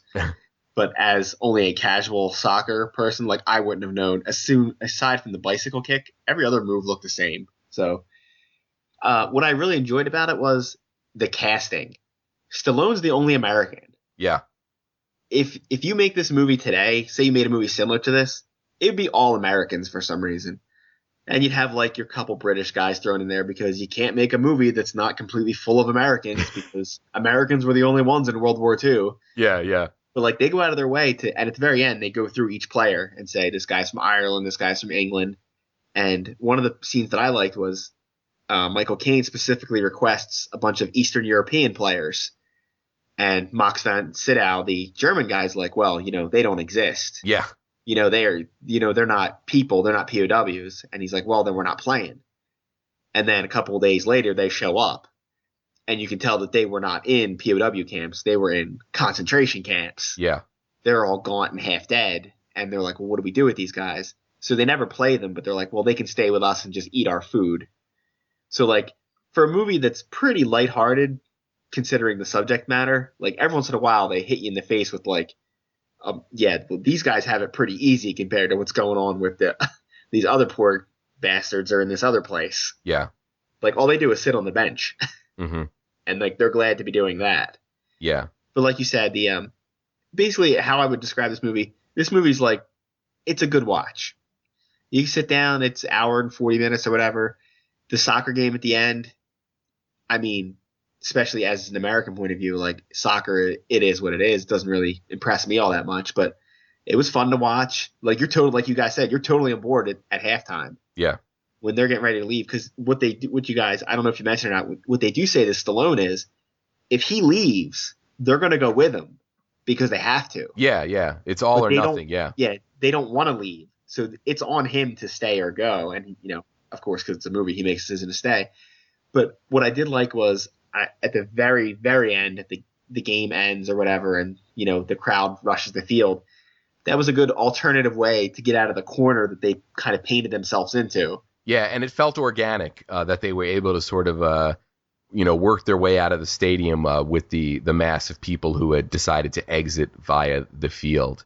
Yeah, because I was enjoying that. I was trying to figure out, like, how are they going to escape at the end of this? Because legitimately, if the game ends normally, they're going to walk into their thing. The Nazis are going to see a big hole in the ground and realize that something's afoot. Yeah. Yeah, and it's funny because at the end of that sequence, you start to see Max von Sydow really show some humanity, where he's amused by the Pele trick kick and even doesn't seem that upset when they escape. So I thought that was an interesting sort of way to go for his character. And overall, I really enjoy Victory. And like we talked about at the beginning of this movie, I think this is a really interesting period of Stallone's career, because I don't think there's a lot of actors out there that have reached Stallone's level in terms of success, where you can say, if you can go to anybody and say, okay, what kind of movie do you want to watch? And no matter who that person is, there's a Stallone movie for them, which I think a lot of people don't expect. He's done dramas, he's done comedies, he's done action movies. It's all there. And I think these are 4 films that really would play a key part in sort of satisfying any moviegoer if they have the open mind to look beyond their preconceived notions of who Stallone is. So I guess overall final thoughts on Victory and final thoughts in general about all the movies we talked about tonight. Jeff Hulit. Yeah, Victory, like I said before, I did say it was my least favorite of the 4, but that's not to say it's not a good watch. I think it's definitely a good movie to sit down and take a look at, especially if you're into sports movies, because like Jeff Ferry said, it is kind of a feel-good sports movie. And it's got a lot of really good sequences in it. It's got some great acting by some great actors. It's not a hard movie to watch. It wasn't painful or difficult at all. So, definitely a good movie to watch. And overall, like all 4 movies that we talked about tonight are really good and even, I guess, slightly obscure entries into Stallone's career compared to, what people mostly know him for. But all 4 of them are definitely worthy movies to watch. I mean, if you're a Stallone fan and you haven't seen these, you really kind of owe it to yourself to check them all out, because they're all really good entries into his catalog. Yeah, excellent. I think with the exception of the straight-to-DVD Purgatory in the late 2000s or in the early 2000s, late 90s, this is really the sort of period of Stallone's career that casual fans really don't know too much about. Jeff Ferry. Yeah, I would say this is, like you said, this is not a very well-known section of his career. Like when I brought this up to people, like, oh, what movies are you guys covering? And I mentioned these 4 movies. They all kind of had that look like, like that's going to be a tough one to get through. It really wasn't. If anything, I would say it was a pleasant surprise to watch these 4 movies again. I mean, Nighthawks I knew I enjoyed, but the other 3 were like, I was really expecting 1 or 2 of them to be like, well, this is going to be a chore to get through. Yes. Like, why haven't I heard of these? I guess they were drowned out with, like, they had the Rockies before him, and then shortly after he's going to hit with Rocky 3 and Rambo. Mm-hmm. So, like, this stuff just got drowned out in the noise. Oh, totally. So, like, this stuff gets forgotten. But, I mean, I can't say enough that you should – I mean, these are all extremely watchable. And, like you said, 3 out of 4 of them are real easy to find. Like, one's on YouTube. There's a couple – I think one's on Netflix. One's on Amazon. Yeah. I mean, I couldn't recommend all of them highly enough. Yeah, yeah. So great. Hey, guys, I really want to say that this discussion was as great as I thought it was going to be. I knew that this was going to be an episode that I was really interested in doing. And I've really enjoyed what we've accomplished thus far on the SlyCast. And I look forward to our future episodes. And next installment, we will be looking at, much like we looked at Rocky 1 and Rocky 2 together, we are going to look at First Blood and Rambo First Blood Part 2. So if you want to do some homework, if you will, before the next episode, those are the 2 movies that we're going to be talking about. And I also just want to give you a heads up on where you could really interact with us best online. Over on Twitter, we have an account that is at the SlyCast. And through there, you can find our personal accounts. And we love interacting with people. If you listen to us on iTunes, feel free to rate us and leave a review. I really enjoyed reading some of the reviews that we've had. And, it's great to see all of the 5-star ratings that we've gotten. And it's really good to see that people are responding to this show because we love doing it. And it's great to see that people love listening to it. So with that, any final thoughts for the night, Jeff Hulit? Not really much more to add. Just, a big thanks to all the listeners. Just like you said, I think we've been getting a lot more reaction to this show than we had expected. And, big thanks to all the other people on Twitter that have been retweeting us and promoting the show. I think it's really given us a really good perspective on what we're doing here. And I think we all feel really good about what we've done so far and are looking forward to the future thanks to all of this great feedback. Excellent. And Jeff Ferry? Oh, it's same thing. I've heard a lot on Facebook and from the few people in the real world. It'd be great if people went on there, leave some more iTunes reviews. They are pretty funny to read because God knows I've left enough on other ones. Yeah. Thank both of you guys for being on there, mostly for Craig for keeping us on topic as much as possible. I know me and Hulit like to wander off down some trails sometimes. It's fun. They're fun little trails that we go down. So but thank you for that. And I guess that brings us to the end of another episode of SlyCast, the Sylvester Stallone Fan Podcast, and we will see you next time.